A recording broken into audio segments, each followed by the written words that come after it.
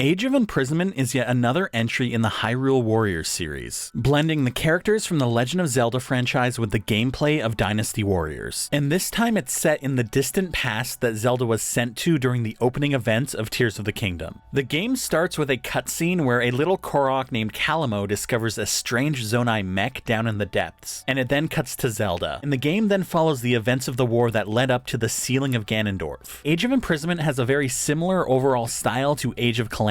There are various side quests that you can do that will provide upgrades to the various characters, and they require various materials to complete. And Age of Imprisonment also brings back amiibo support, with a daily limit of 5 that can be scanned. I don't think the different playable characters feel quite as distinct from one another as they did in the previous title. There's still a lot of variety to choose from. Certain missions will force you to take certain characters along with you, so you do have to play as everyone at least a little bit, and a lot of the extra characters that you get to play as don't feel particularly interesting or even necessary. The sages, the king, and Zelda herself all make complete sense, but the majority of the rest just don't. The combat is still heavily focused around performing combos and exploiting the weaknesses of enemies, with an expertly timed dodge often rewarding you with a quick onslaught of attacks. There are also still special moves for each character, and also a new mechanic that's introduced in the form of sync strikes, where when you have two characters that are fighting beside each other, they can then combine to do a unique attack together. Some characters can also fuse monster parts to their weapons, increasing the damage, and you can also use various Zonai machines. This adds a ton more variety to the combat, making it so that you can approach the various fights pretty much however you want. Capturing enemy bases and making sure that you don't lose them is still a key mechanic. After Ganondorf attacks Hyrule Castle and spreads monsters throughout the land, you can then reclaim various pieces of territory from him on the map. Some of these will actually need to be defended or else you'll lose them, which mirrors the mechanic of capturing enemy bases. And another new mechanic that they have added is aside missions, which each character will have a list of, such as performing specific types of attacks or syncing with other characters. The reward for completing all of the aside missions for one character is a special dialogue that you get to read through that involves them, and it was definitely a lot of work to complete these aside missions. It absolutely dominated the last 2/3 of my playthrough as I tried to strategically plan things out so that I could always complete as many as possible on any given stage. I also don't think that the plot is the greatest in Age of Imprisonment. Beyond planning each battle and saving a couple of characters in the field, there isn't a ton that actually happens from the moment that Ganondorf attacks the castle all the way to the end of the game. After beating the main story, you do unlock some post-game content, which is mainly just new battles, new side quests, and extra difficult boss fights. 100% completing the game is a rather lengthy process. With everything taken into account, Age of Imprisonment is very solid and probably the best Hyrule Warriors spin-off to date. Thanks to its fluidity, I would actually consider Age of Imprisonment the best jumping in point for the spin-off series.